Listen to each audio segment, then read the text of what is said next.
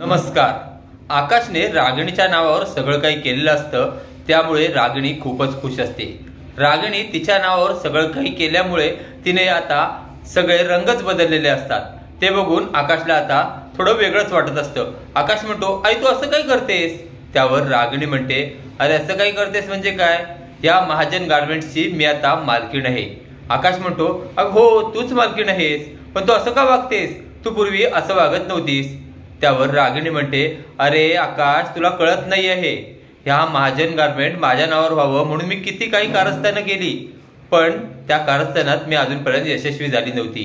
मी खूप प्रयत्न केले, तुझ्या आई वडिलांना मारलं आणि तुला सुद्धा वेडं करण्याचा प्रयत्न केला, पण त्यातनं सुद्धा तुला भूमीने वाचवलं आणि तू आता चांगला झालास। आता तू माझ्या नावावर प्रॉपर्टी करणार नाहीस हे माझ्या लक्षात आलं होतं, म्हणून मी तुझ्या आणि भूमीमध्ये सुद्धा फाटाफूट केली आणि आता भूमी तिकडे राहायला गेली। आता म्हटलं तुला माझ्या बाजून करेल आणि प्रॉपर्टी माझ्या नावावर होईल, पण तू आता स्वतःहून ती सगळी प्रॉपर्टी माझ्या नावावर केलीस।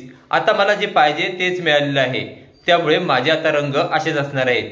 त्यावर आकाश म्हणतो, म्हणजे भूमी बोलत होत्या तेच खरं होतं, म्हणजे तुम्ही तुमच्या नावावर प्रॉपर्टी झाल्यावर मला कसं तांदळातला खडा बाजूला टाकतात तसं बाजूला टाकणार, आणि तसंच केलं तुम्ही आई। त्यावर ती म्हणते, खरं आहे ते, काय चुकीचं आहे? माझ्या नावावर प्रॉपर्टी झाल्यावर तुझा काय उपयोग? त्यावर आकाश म्हणतो, म्हणजे सगळं तुम्हीच केलं होतं ना आई?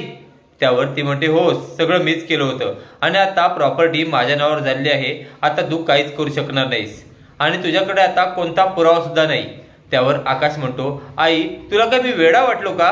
अगं ज्या पेपरवर तू सह्या केल्यास ना ते सगळे पेपर खोटे होते, त्यात कोणताही पेपर खरा नव्हता आणि खऱ्या पेपरवर मी कधी तुला सह्या करायला दिल्या नाही, आणि तू आनंदाच्या भरात सगळ्या पेपरवर सह्या केल्यास, आणि आता मला जे हवं होतं तेच घडलेलं आहे। तुझं काळं सत्य माझ्या समोर आलेलं आहे, आता बघ मी काय काय करतो। असेच मालिकेचे नवनवीन अपडेट पाहण्यासाठी व्हिडिओला लाईक आणि चॅनलला सबस्क्राईब करायला विसरू नका। थँक्यू।